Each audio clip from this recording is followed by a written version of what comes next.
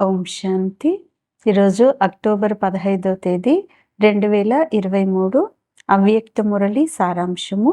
ఈ అవ్యక్త మురళిని అవ్యక్త బాప్దాదా జనవరి 18, 96లో వినిపించారు. మురళి యొక్క శీర్షిక సదా సమర్థులుగా ఉండేందుకు సహజమైన విధి, శుభ చింతన చేయండి మరియు శుభ చింతకులుగా అవ్వండి. ఈరోజు ఇది స్నేహ సంపన్నమైన స్మృతి దినం.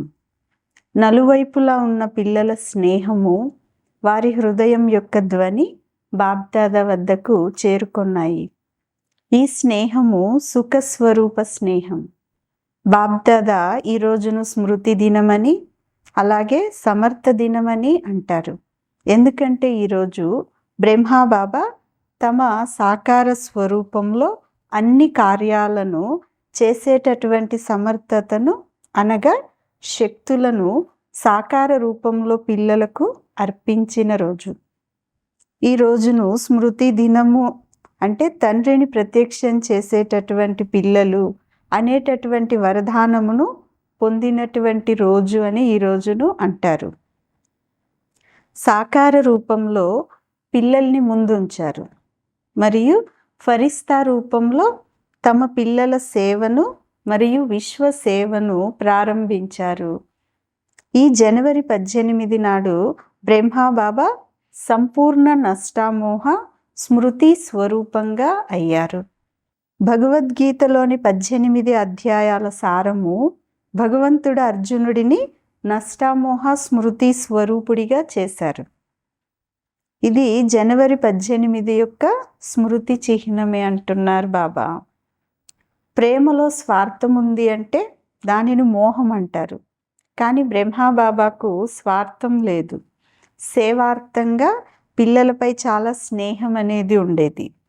అయినా కూడా తోడుగా ఉంటూ పిల్లల్ని ఎదురుగా చూస్తూ కూడా దేహ రూపంలో ఎటువంటి స్మృతి ఆకర్షించలేదు. పూర్తిగా అతీతంగా మరియు అతి ప్రియమైన వారిగా ఉండేవారు. అందువలననే నష్టామోహ స్మృతి స్వరూపము అని అంటారు.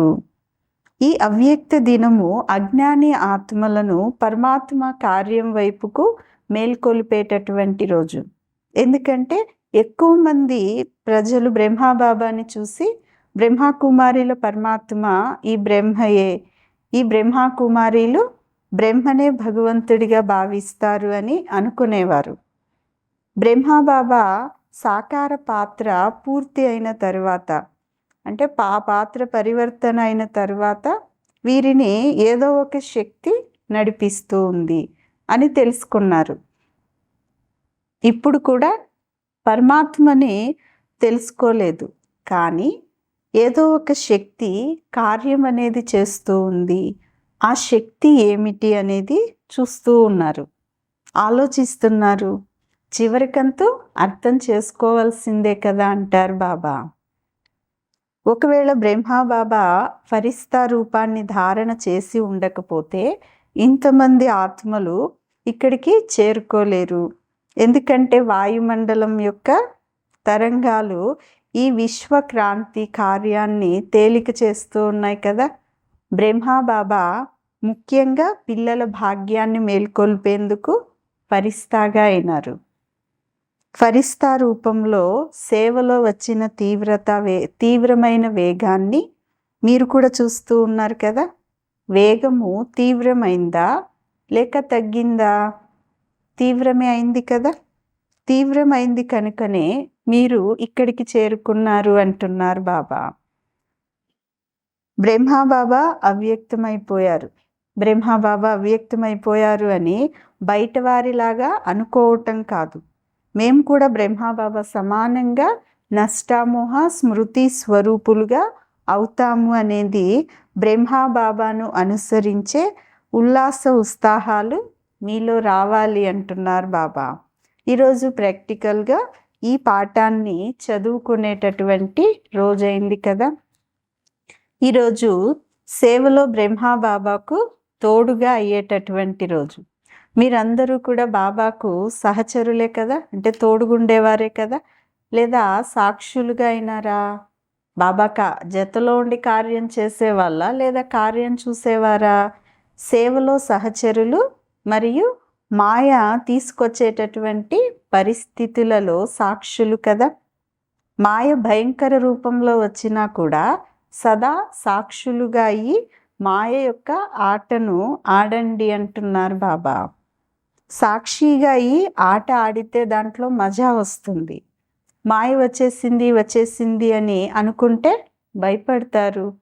బ్రాహ్మణులుగా అవ్వటము అంటేనే అది చాలా చాలా మంచిది. ఏ పరిస్థితి వచ్చినా ఆ కొంచెం సమయం ఆ పరిస్థితిని శిక్షకుడిగా భావించండి. శిక్షకుడు ఏం చేస్తారు? శిక్షణ ఇస్తారు కదా. అలాగే పరిస్థితి కూడా మిమ్మల్ని విశేషంగా 2 శక్తుల యొక్క అనుభవజ్ఞులుగా చేస్తుంది. ఒకటైంది సహన శక్తి, అతీతంగా అవ్వటము, నష్టామోహులుగా అవ్వటం. రెండవదైంది ఎదుర్కొనే శక్తి.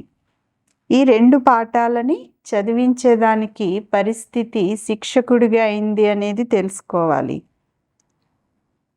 నిమిత్తం అంటే అన్ని బాబాకు అర్పణ చేసేవారు. ఇక నాది అనేది ఏముంటుంది? చేస్తాను, చూస్తాను అంటూ ఇలా నూను అనేటటువంటి గడిబిడ, నూను అని ఎప్పుడు అనుకుంటారో అప్పుడు గడిబిడ అయిపోతుంది. అంతా మంచిదే, మంచిగా అవ్వాల్సిందే, ఇది నిశ్చితం కదా. దీనినే సమర్థ స్వరూపము అని అంటారు. ఈరోజు ఏ రోజు? సమర్థంగా నష్టామోహులుగా అయ్యేటటువంటి రోజు కదా.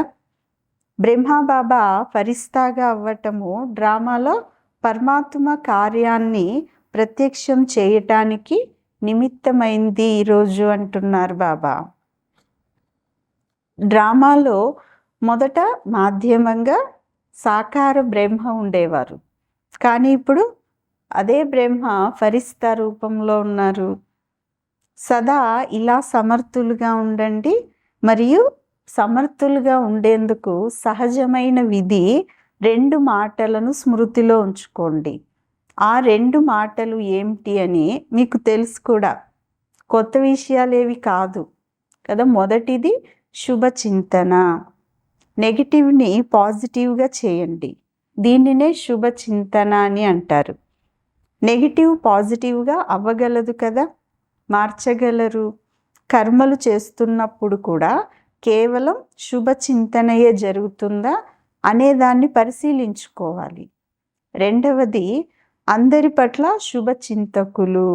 మొదటిది శుభ చింతన, రెండవది శుభ చింతకులు అవ్వటం. ఈ రెండింటికి సంబంధం ఉంది కదా. ఒకవేళ శుభ చింతన లేకపోతే శుభ చింతకులుగా కూడా మీరు అవ్వలేరు. కనుక ఈ 2 విషయాలపైన అటెన్షన్ అనేది పెట్టాలి అంటున్నారు బాబా. ఈరోజు బాబ్దాదా ఒక విషయంలో స్మృతి తెప్పిస్తూ ఉన్నారు కదా. ఎప్పుడైనా శారీరకంగా అనారోగ్యం వచ్చినా, మనస్సులో తుఫాన్లు వచ్చినా, తనువులో అలజడి కలిగిన, కుటుంబంలో అలజడి వచ్చినా, సేవలో కూడా అలజడి వచ్చినా, ఏ రకమైన అలజడిలో కూడా దుఃఖపడకూడదు అంటున్నారు బాబా. నిరాశ కూడా పడకూడదు. విశాల హృదయం కలిగిన వారుగా అవ్వండి. బాబా మనస్సు ఎంత పెద్దది, చిన్నదైతే కాదు కదా. తండ్రి ఎంత విశాల హృదయం కలిగిన వారు, కానీ పిల్లలు మనస్సు అయితే చిన్నబుచ్చుకుంటారు. జబ్బు వచ్చిందంటే నొప్పి నొప్పి అని ఏడవటం మొదలు పెట్టేస్తారు. బాధపడటం ఏమన్నా రోగాన్ని నయం చేసేమందా అని అడుగుతున్నారు బాబా. బాధపడితే రోగం పోతుందా లేదా ఇంకా పెరుగుతుందా? కనుక ధైర్యం కలిగిన వారుగా అయినట్లయితే బాబా కూడా సహాయకారిగా అవుతారు కదా. ఎవరైతే ధైర్యాన్ని పెట్టుకుంటారో వారికే బాబా యొక్క సహాయం కూడా లభిస్తుంది. ముందు పిల్లలు ధైర్యం ఉంచాలి, తర్వాత బాబా సహాయం అనేది ఇస్తారు. సగం మాటని గుర్తుపెట్టుకోవద్దండి. బాబా సహాయకారే, కానీ ఎవరికి సహాయకారి? సగం మర్చిపోతారు, సగం మాటని గుర్తుపెట్టుకుంటారు. ఎందుకంటే బాబా మొదటే చెప్పారు, పిల్లలు ధైర్యం ఉంచితే బాబా సహయోగం ఇస్తారు అని. అంటే ధైర్యం ఉంచకుండా బాబా సహయోగం అంతూ ఇవ్వరు కదా. అందుకని సగం సగం మాటలు గుర్తుపెట్టుకోకండి అంటారు బాబా. మనస్సులోకి ఏదైనా అలజడి వస్తుంది కూడా. అటువంటి సమయంలో నిర్ణయ శక్తి అవసరం. కానీ మీ మనస్సు బాబా వైపు ఉన్నప్పుడే ఆ నిర్ణయ శక్తి కూడా వస్తుంది కదా అంటారు బాబా. కానీ ఎవరైతే బాబా సహచరులుగా ఉంటారో, సత్యమైన వారో, వారికి ఎటువంటి పరిస్థితిలోనైనా బాబ్దాదా పప్పు రొట్టె తప్పకుండా తినిపిస్తారు అనేటటువంటి నిశ్చయం మీకు పక్కాగా ఉంది కదా అంటున్నారు బాబా. సమయం అనేది ఇప్పుడు అతిలోకి వెళ్తూ ఉంది, వెళ్ళాలి కూడా. కుటుంబంలో గొడవలు, ఘర్షణలు లేకుండా ఉండవు, ఉంటాయి. కానీ మీరు నిమిత్తంగా అయ్యి, సాక్షులుగా అయ్యి, పరిస్థితిని బాబా శక్తిని ఉపయోగించి పరిష్కరించుకోండి. ముందు పూర్తిగా అతీతులుగా అవ్వండి, ట్రస్టీలుగా అవ్వండి. నాది అనే భావము అసలుకి ఉండకూడదు. ముందు పూర్తిగా అతీతులైపోండి. ఎక్కడైనా సరే బుద్ధి అలజడిలోకి మారిపోయింది అంటే అక్కడ నాది అనేటటువంటి భావం ఉన్నట్లే అనేది పరిశీలించుకోండి అంటున్నారు బాబా. ఇప్పుడు సమర్థులుగా అవ్వాలి కదా. మరియు పిల్లలు తండ్రిని ప్రత్యక్షం చేస్తాము అనేటటువంటి పాఠాన్ని కూడా పక్కాగా చెయ్యండి అంటున్నారు బాబా. మంచిది. నలువైపులా ఉన్న సర్వ సమర్థ ఆత్మలకు, సర్వ మాయాజీత్ ప్రకృతి జీత్ ఆత్మలకు, సదా తండ్రిని ప్రత్యక్షం చేసేటటువంటి పిల్లలకు, సదా మనస్సును సంతోషంగా పెట్టుకునే పిల్లలకు బాబ్దాదా యొక్క ప్రియ స్మృతులు మరియు నమస్తే. ఆత్మిక పిల్లలు, ఆత్మిక తల్లి తండ్రికి ప్రియ స్మృతులు, గుడ్ మార్నింగ్ మరియు డబల్ నమస్తే. బాబా నవరత్నాలలోకి వచ్చేందుకు బాబ్దాదా 9 విషయాలలో ముక్తులుగా అవ్వాలన్న సూచనను ఇచ్చారు. అవి 9 విషయాలు బాబ్దాదా తెలిపిస్తున్నారు. మొదటిది క్రోధముక్తులు, రెండవది వ్యర్థ సంకల్ప ముక్తులు, మూడవది లఘావు ముక్తులు, అంటే ఆకర్షణ నుంచి ముక్తులు కావాలి, మోహం నుంచి ముక్తులు, నాలుగవది పరమతము, పరచింతన మరియు పరదర్శన ముక్తులు, ఐదవది అభిమానము మరియు అవమానము నుండి ముక్తులు, ఆరవది గొడవలు గడిబిడయ్యేది దాని నుండి ముక్తులు, ఏడవది వ్యర్థ మాటలు డిస్టర్బ్ చేసేటటువంటి మాటల నుండి ముక్తులు, ఎనిమిదవది అప్రసన్నత ముక్తులు, తొమ్మిదవది దుఃఖాల నుండి ముక్తులు. ఈ అన్ని విషయాల నుండి ముక్తులుగా అయితే నవరత్నాలలోకి వచ్చేస్తారు అంటున్నారు బాబ్దాదా. ఈరోజు వరదానం. డబల్ లైట్ స్థితి ద్వారా ఎగిరే కళను అనుభవం చేసుకునేవారు సర్వబంధనముక్త భవ. వరదానం యొక్క వివరణ. నేను డబల్ లైట్ స్థితిలో ఉండే ఫరిస్తాను అని నడుస్తూ తిరుగుతూ ఇదే స్మృతిలో ఉండాలి. ఫరిస్తానుగా ఎగిరేవారు. తేలికైన వస్తువు ఎప్పుడు పైకి వెళ్తుంది, కిందికి రాదు. అర్ధకల్పమైతే కిందనే ఉన్నారు కదా. ఇప్పుడు ఇది ఎగిరే సమయం కావున ఏ విధమైన భారం కానీ లేక బంధనం కానీ లేదు కదా అనేది పరిశీలించుకోండి. మీ బలహీన సంస్కారాల, వ్యర్థ సంకల్పాల, దేహభావము యొక్క బంధనం కానీ లేదా భారం కానీ చాలా సమయం నుంచి కొనసాగుతున్నట్లయితే అంతిమ సమయంలో కిందికి తీసుకొని వచ్చేస్తుంది. కావున బంధన ముక్తులుగా అయ్యి డబల్ లైట్ స్థితిలో ఉండేందుకు అభ్యాసం చేయండి అంటున్నారు బాబా. స్లోగన్. ఎవరి వద్దనైతే శుద్ధ సంకల్పాల శక్తి జమ అయి ఉంటుందో వారే మనసా సేవ చేయగలరు. మంచిది. ఓం శాంతి.